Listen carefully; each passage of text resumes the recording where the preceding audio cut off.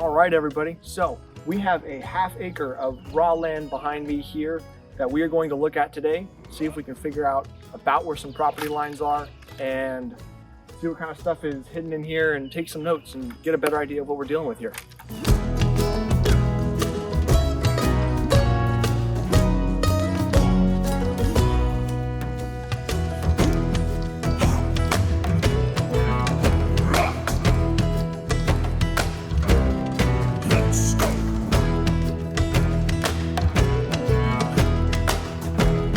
So I know that I need to get in the bushes, but I also should try to figure out how far down the road I need to be, where the corner might be. Is it going to be close to this pole? That's what I'm trying to figure out. So I'm gonna measure some things down this way, and we'll see how close I am. This spot right here is about where this lot ends. Now this lot next to it is not the one that we're going to be working on. It's the next one down. So on Google Maps, I stretch out a distance of that lot frontage. So I'm going to pull the tape down and see how far I need to go to get approximately to where the corner might be. So I need to go about 116 feet that way. Let's see where we end up.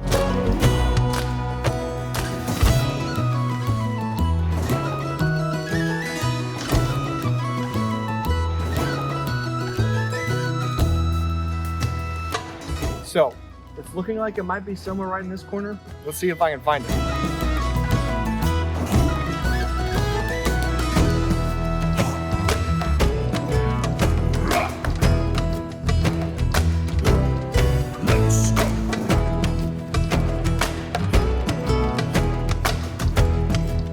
Either it's not marked clearly or I can't find it, but either way, I'm presuming it's right about here somewhere. So we're gonna work with that approximate corner and start moving our way back and taking a look around at what's in there, what we're gonna deal with. So one of the first things to note is that somewhere in here is my property corner, and that pole has a transformer on it.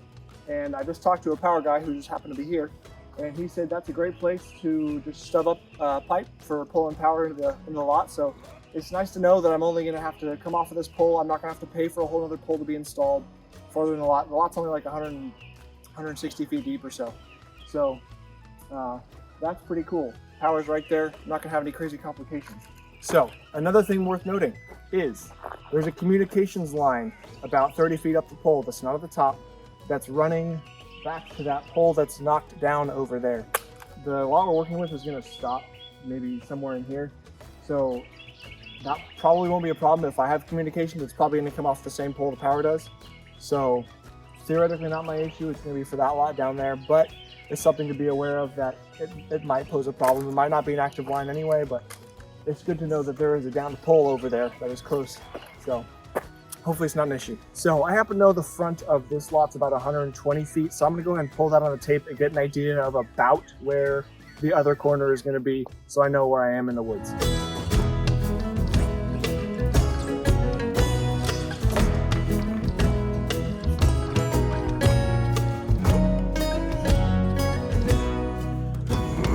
So another thing that's worth noting is I'm on the downhill side of the lot now, down the road farther, and I'm about lined up with another roadway, right-of-way line, which is about where the property line is going to be. And there is an existing driveway, if you want to call that. Maybe 50 years ago it was a driveway, but there's an access here already that I may or may not use, but it's pretty close to being on the property line. So somewhere in here is another property marker. I'm gonna see if I can find one, and if I can't, then we're just gonna assume that it ends somewhere around this road.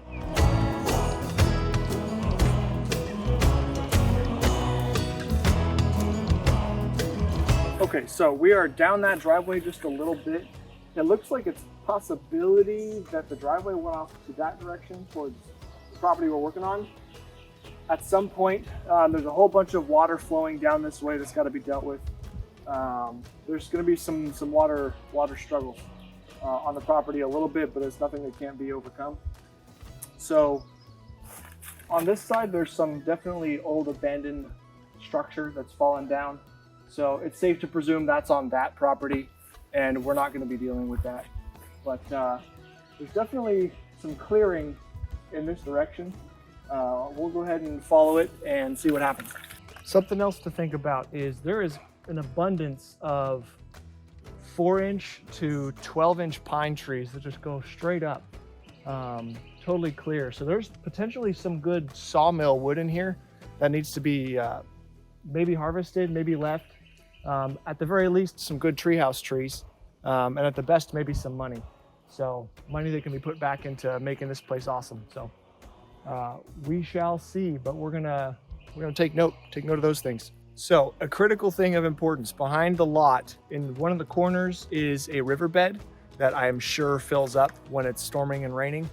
We're gonna take a look at floodplain information to make sure that we're clear, not gonna have any flooding problems, at least, you know, within 100 years, theoretically, or something like that. But there is some water going on that's snaking around the backside.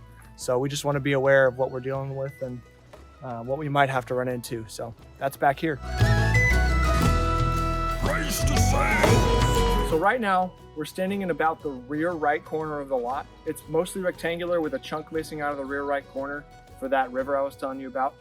But we're going to turn left because it looks like there's more open space that goes towards the center of the lot. So we're gonna follow it and see what we can see over there. So down here, we have a little bit of natural ponding and slow drainage. There's maybe about a 4 or 5 foot deep natural channel that the water has carved out.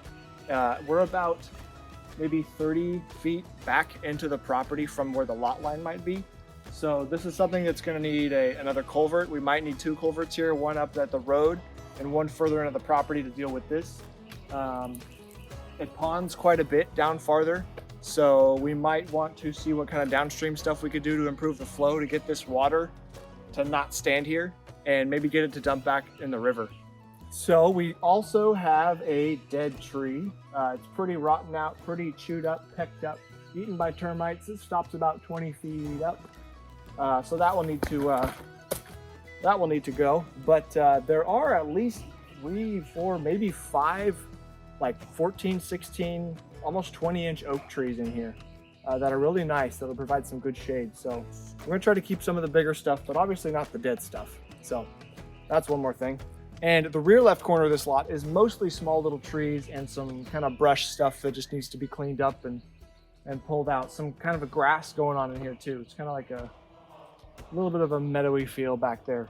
But that's the back left corner. So most of the terrain is needly leafy fluff. And there's definitely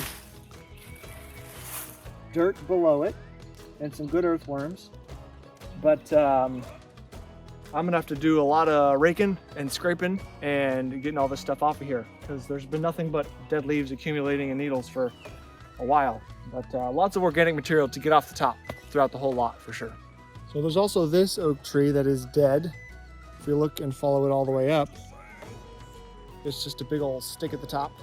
That's a good 40 feet or so up there. So we are towards the front where the power lines are, and it's kind of leaning that way naturally. So that's going to be fun to knock down carefully because it's dead and because it's already kind of leaning towards power lines. So we'll have to be careful with how that's done.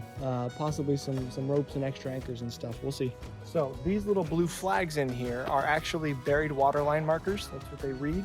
So we know the water line is coming along the front of these properties. The sellers of the lot said that we had water. So that's presumably where the water line is.